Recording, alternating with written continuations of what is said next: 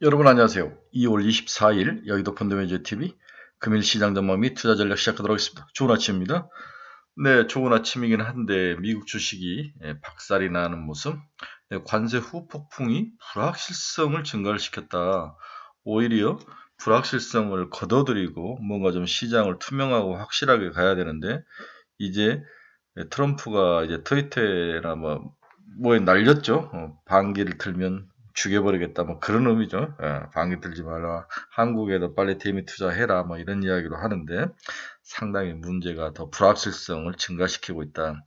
이렇게 되면서 한편으로는 전쟁에 대한 공포나 위기를 계속 키우면서 이란에 대한 공격 가능성을 계속 흘리고 있는 모습, 양면 전략을 쓰는데 트럼프는 상당히 지금 이제 코너에 몰린 거죠.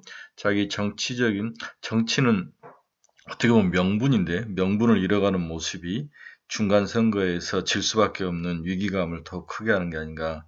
그러면 합리적인 정부라면은 여기에 또 새로운 시장을 변화를 보고 자기의 정책을 맞추고 변화를 시켜야 되는데 트럼프는 전혀 그럴 생각이 없어 보입니다. 이게 이제 불확실성을 증가시키는 거죠. 네, 국내 시장은 지난번에도 이야기했던 계속 수급과 단기 차익 간의 싸움이 이어질 것이다. 어제도 입꼬리 달고 내려온 종목들이 대부분이었는데 그 대표적으로 이제 보험주들이 입꼬리 달고 내려오면서 어마어마하게 폭락하는 모습이 보였는데 오늘도 단기 차익 수급과 단기 차익 간의 싸움이 치열하게 이뤄질 것이다.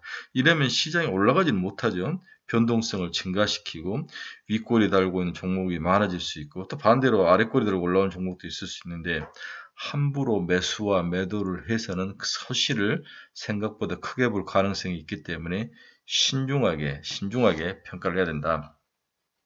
이제 이 시장을 돌릴 작은 모멘텀은 25일 엔비디아가 유일한 반등의 조건이다. 그러면 엔비디아는 대체 어떠한 조건을 가질까? 이번 분기에는 어떤 실적 전망을 이렇게 한번 살펴보도록 하겠습니다. 네, 엔비디아는 매출액은 655억에서 659억 달러 사이, 네, 전년 동급이 67에서 71%나 올라가는 그러한 실적이 예상이 되죠. 주당 EPS도 1.46달러에서 1.53달러, 70에서 72% YOY 대비, 데이터 센터 매출도 590억에서 600억 달러, AI 수요 핵심이다. 이 부분도 잘 살펴야 되죠. EPS도 잘 봐야 되고, 그 다음에 매출 총이익이 74.8에서 75%, 수익성 유지 여부도 굉장히 중요한 투자 포인트입니다. 이걸 좀 붙여놓고 보시기 바랍니다. 그러면 우리 엔비디아가 실적을 발표했을 때 우리가 또 봐야 될 건 뭐냐? 첫째, 블랙엘과 루빈 로드맵이 대체 어떻게 되느냐? 블랙엘과 루빈. 25년 하반기부터 본격적인 블랙엘 공급량과 차세대 아키텍처인 루빈에 대한 구체적인 양산 일정이 정말 어떻게 될 것이냐, 이게 핵심이다. 이번에도 막 연기가 될 것이냐, 아니면 이번에는 올 하반기부터 생산을 해낼 것이냐, 이 부분을 체크하는 게 중요하죠. 두 번째, 다음 분기 가이던스 2027년 시장 2020년 1분기 매출이 750달러 수준까지 치솟을 것으로 기대하고 있다. 750억 달러까지. 젠슨왕 CEO가 이 눈높이를 맞추거나 상회하는 전망을 내놓느냐가 주가 폭등 또는 폭락의 갈림길이 될 것이다. 가이던스 다음 분기는 750억 달러. 다음에 하이퍼스케일러들의 지속적인 매출이 있느냐. 구글, 메타, 마이크로소프트 등 빅테크 기업들이 AI 인프라 투자를 26년에도 계속 늘릴 것이냐. 이에 대한 확신적인 대답이 좀 필요하다. 그래서 시장은 이렇게 요약이 되네요. 그래서 블랙엘과 루빈은 노드빈은 어떻게 될 것이냐. 다음 분기 가이던스를 750달러 이상으로 줄 수 있을 것이냐. 하이퍼스케일러의 지속적인 매출, 투자는 이어지고 있는 거냐. 이런 것들이 시장의 큰 투자 포인트가 될 거로 예상이 되고 있습니다. 오늘 미국 시장은 다우는 마이너스 1.62, 나스닥은 마이너스 1.4, S&P 500은 1.18, 거의 꼬라박는 모습, 반등다운 반등이 안 나오는 전형적인 약세 시장, 주가 조정의 시장을 보여주고 있죠. 유럽도 살짝 빠졌네요. 영국, 프랑스, 독일. 그렇게 많이 빠지지 않았지만 빠지는 모습. 어제 일본 니케이는 1.12, 상해는 마이너스 1.26, 항생만 2.53% 상승하는 모습. 전체적으로 안 좋았습니다. 네, 오늘 시장 주요 키포인트 한번 봅시다. 미증시 3대 지수 일제하락. 금융과 경기 순환주가 약세를 보였다. EU, 대미 무역협정 비준을 보류한다. 상호간세 무역 여파를 지켜보겠다. 월스트리트저널, 미 국방부 백악관의 이란 군사작전 위험성을 경고했다. 미 국방부 백악관의 이란 군사작전 위험성을 경고했다. 이렇게 되면 제한적인 폭격을 할 가능성이 있어요. 한 번 정도는 폭격하고 돌아올 가능성. 노보노디스크 비만 치료제 임상 경쟁사의 미달, 주가 급락. 이건 뒷부분에서 이야기를 해드릴게요. 노보노디스크가 크게 폭락하는 모습. 새로운 실물질 임상이 생각보다도 인라인 딜리에 비해서도 안 좋게 나오면서 주가가 폭락을 했습니다. 아마존이 루이지나의 데이터 센터에 120억 달러를 투자하겠다. 이런 거 보면 아마존, 메타, 구글 이런 종목들은 마이크로소프트는 시장에서 이 돈 싸움에서 빠져나갈 생각은 아직 없는 것 같아요. 미국 12월 공장주문 전월비 0.7% 하락, 예상을 하회하면서 시장 불확실성에 고춧가루를 뿌리면서 주가 폭락이라는 표현은 주가 하락에 일조를 했다. 이렇게 보는 게 맞을 것 같아요. 네, 금일 주요 금융지표 및 주가 취해 한번 보도록 하겠습니다. 달러는 0.14% 소폭 약세네요. 97.59 지수를 보여주고 있네요. 원달러는 0.15% 1443.81, 원화가 강세. 엔화도 강세겠죠. 154.54, 원화 엔화 모두 강세의 모습을 보여주고 있습니다.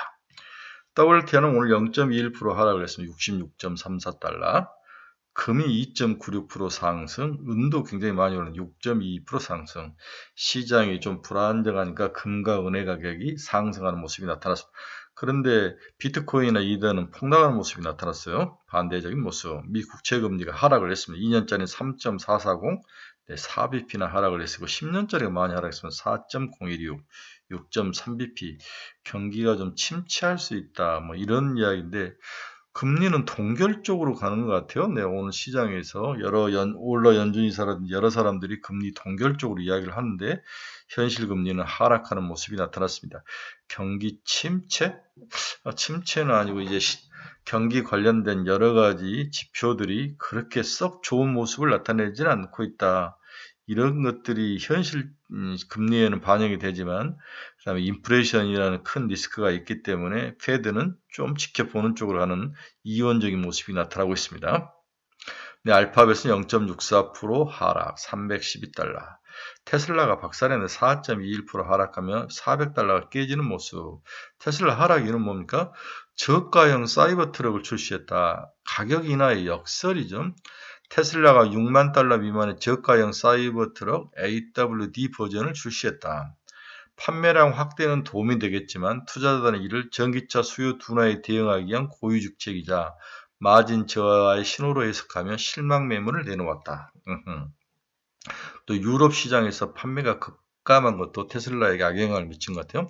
올해 1월 유럽 주요 국가 프랑스에서는 마이너스 42%, 영국은 마이너스 57% 빠지는 등 테슬라의 신규 등록 대수가 전년 대비 반토막 났다는 데이터가 나오면서 성장에 대한 의구심이 커졌다. 이게 오늘 테슬라 하락의 원인이 되고 있습니다. 또 규제 리스크 및 리스크도 다양한 리스크도 주가를 압박하고 있는 FSD 조사 기록이 임박했다. 미국 도로교통안전국 NHTSA가 진행 중인 자율주행 교통법규 위반 조사에 대한 답변 기한이 오늘 2월 23일까지였다. 이에 따라 규제 불확실성이 심리적 압박으로 작용할 가능성. 다음에 로보틱스 전환의 불확실성. 머스크가 모델 XY 생산을 줄이고 옵티머스와 로보택시에 집중하겠다고 발표했으나 당장 돈을 벌어다주는 전기차 사업의 부진을 메우기엔 아직 멀고 험한 길이라는 분석이 지배적이다. 그렇죠. 로보틱스 전환의 불확실성. 그나마 엔비디아는 소폭 상승했으며 0.41%, 25일날 실적 제가 앞에서 말씀을 드렸죠. 오라클은 마이너스 5.69. 근데 오라클이 이렇게 박살날 이유는 뭐 프로젝트의 불확실성이다. 네, 스타게이트 프로젝트의 불확실성이 우리 오라클을 박살을 내고 있다. 오늘 급락의 가장 직접적인 도화선은 오라클이 오픈 AI와 소프트웨어과 함께 추진 중인 5천억 불 규모의 초대형 AI 데이터 센터 프로젝트인 스타게이트에 균열이 생겼다는 보도가 나오고 있습니다. 파트너 간의 프로젝트 구조 및 책임 소재를 둘러싼 갈등이 표면화되었다. 해당 프로젝트를 주도할 실무 인력도 거의 없으며 데이터 센터에 대한 직접적인 통제권이 없다는 소식이 전해지며 실체가 없는 부풀려진 계획이 아니냐 이런 비판이 쏟아지며 오라클이 크게 유탄을 맞았다라고 평가가 되고 있네요. 브로드컴도 2% 하락, 팔란티아는 3.61. 제가 팔란티아 팔라고 그랬죠. 100달러 깨져서 80달러까지도 빠질지도 모릅니다. 애플은 0.97달러 상승.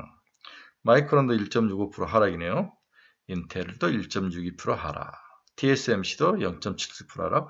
반도체들 전체로는데 샌디스크만 좋네요. 3.55% 상승 673달러. 샌디스크 대단합니다.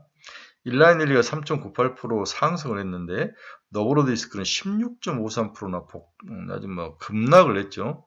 그 이유를 잠깐 설명을 해드릴게요. 네, 너브로디스크가 경쟁사 일라인일리에 비해서 실망스러운 파이프라인의 결과를 이야기했다. 노보노디스크가 심혈을 기울여서 만든 차세대 복합체 카그리세마, 네, 이름이 카그리세마예요. 임상결과가 오늘 발표됐는데 카그리세마 투여구는 84주간 20.2%의 체중 감량을 보였는데 이는 티르제파타이드, 젯바운드의 23.6%보다 감량 효과가 떨어지는 모습. 따라서 일라인일리가 승리죠. 네, 젯바운드. 트르제파타이드가 카그리세마보다는 우수한 모습. 네.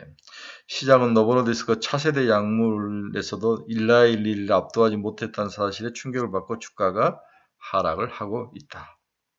오늘 일라일리에 관련된 업체들은 좀 뜰 것 같아요. 펩트론이나 이런 종목들은 좀 뜰 가능성은 있어 보입니다.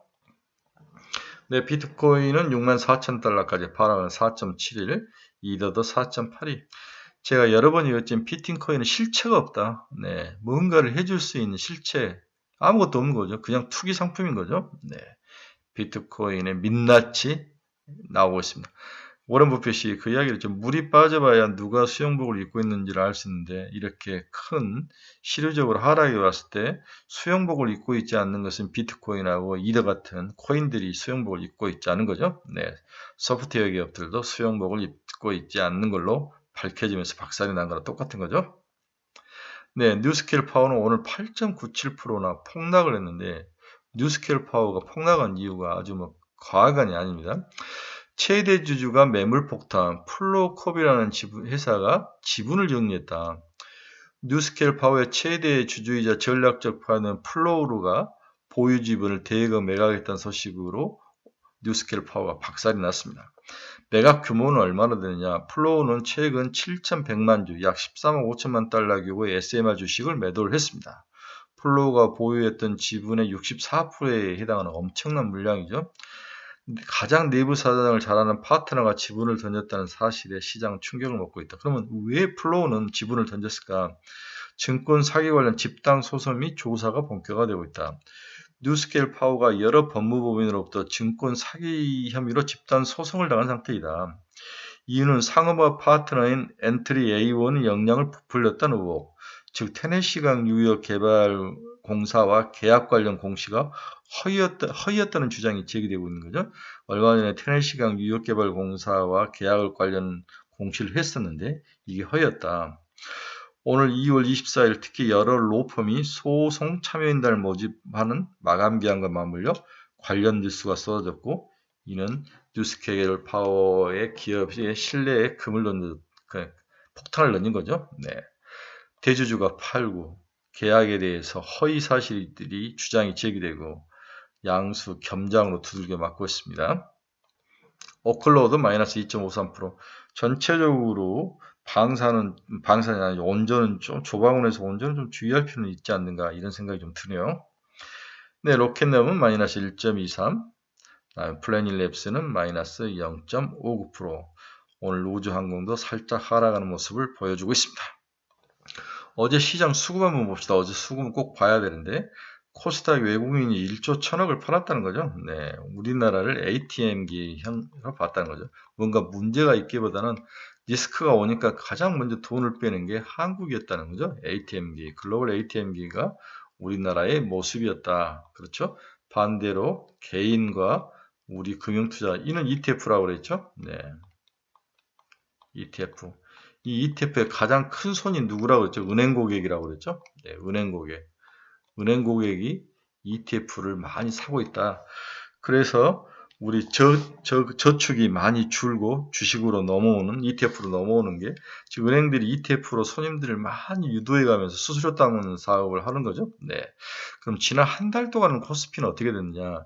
이게 1개월 동안 12조나 팔았다는 것은 충격적이지 않습니까? 네. 1개월 동안 외국인들은 코스피에서 12조를 팔았다. 이거 전부 글로벌 ATM기 역할을 했다는 거죠. 네. 금과 은과 실버, 그 다음에 소프트웨어 기업들 모두 어려움이 있으니까 전부 한국 시장에서 돈 빼다가 일단은 메꿨다라 이렇게 보는 게 맞을 것 같아요. 특별히 이유가 있어서 그러니까 우리나라의 근본적인 펀더멘트나 이런 것을 보지 않았다는 거죠. 네, 수급의 모습이었다 이렇게 봐야 될 것 같아요. 네, 코스닥은 어제 외국인들이 반대로 1,800을 샀습니다. 네, 개인과 외국인은 사고 금융투자는 팔았다. 금융투자는 파는 것은 ETF가 팔았다는 거죠. 네, ETF가 팔았다.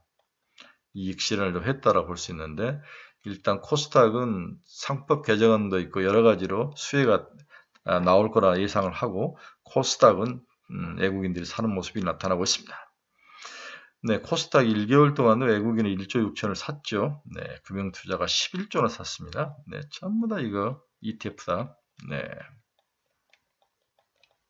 이렇게 봐야 될 것 같습니다. 상당히 코스닥은 국내 투자기관이나 금융투자들이 많이 산 모습, 네, 개인은 대신 11조나 갖다 파는 모습, 네, 대조적인 모습을 보여주고 있네요.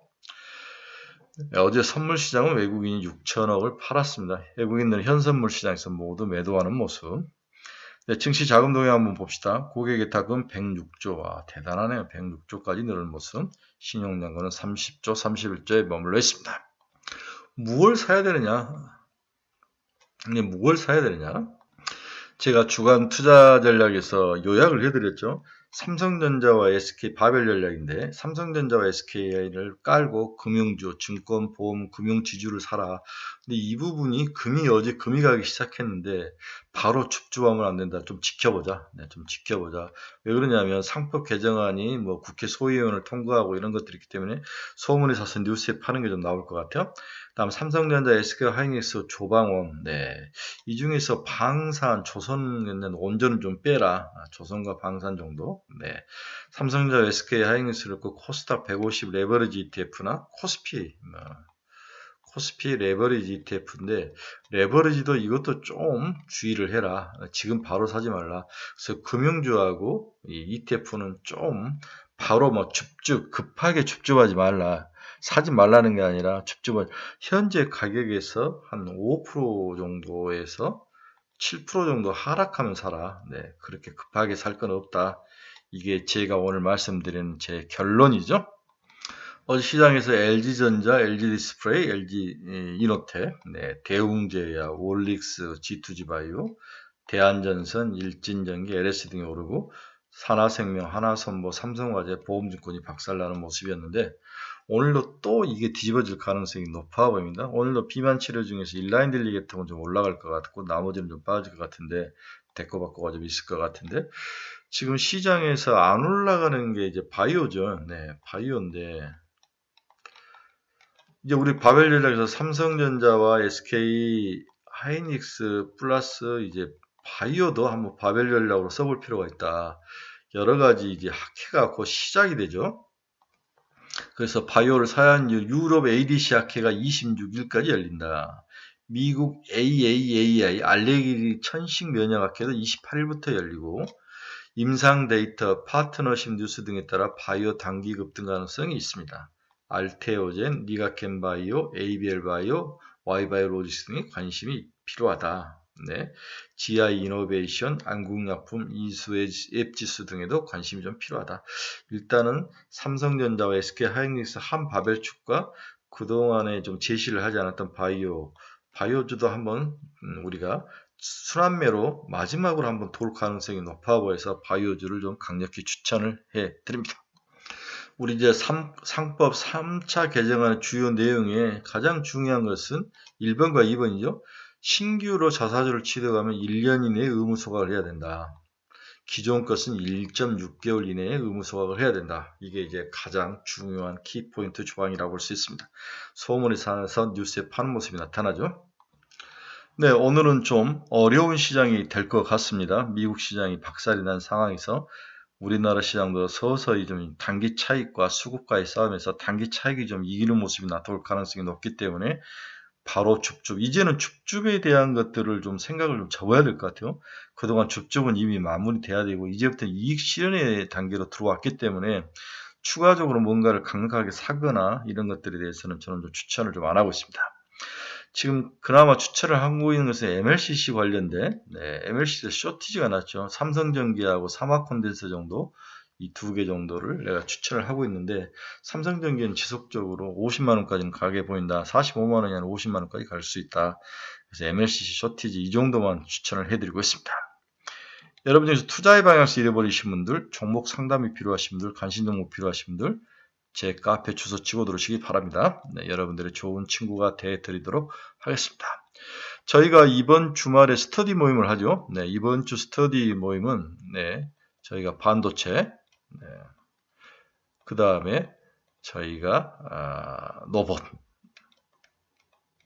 이렇게 두 종목, 그 다음에 3분기 우리가 관심 가진 종목 10종목 이렇게 3개의 큰 주제를 가지고 하니까 여러분들 좀 많이 좀 신청해 주십시오. 여기서 너무 좀 종목들이 많이 나오는데 이 스터디 모임에서 우리가 미래에셋 증권도 개발을 했고 삼성전기 뭐 여러 가지 것들을 많이 이제 개발을 해서 올라오는데 여러분들 스터디 모임에 좀 많이 좀 참석을 해 주시기 바랍니다. 네, 날이 좀 오늘까지 좀 쌀쌀할 것 같아요. 네, 건강에 주의하시고 즐겁고 멋진 오늘 좀 어렵지만 너무 그렇게 급하게 팔 것은 없다. 또 줍줍은 하지 마라. 이렇게 결론을 내드리고 마치도록 하겠습니다. 여러분 감사합니다. 내일 새벽에 뵙도록 하겠습니다.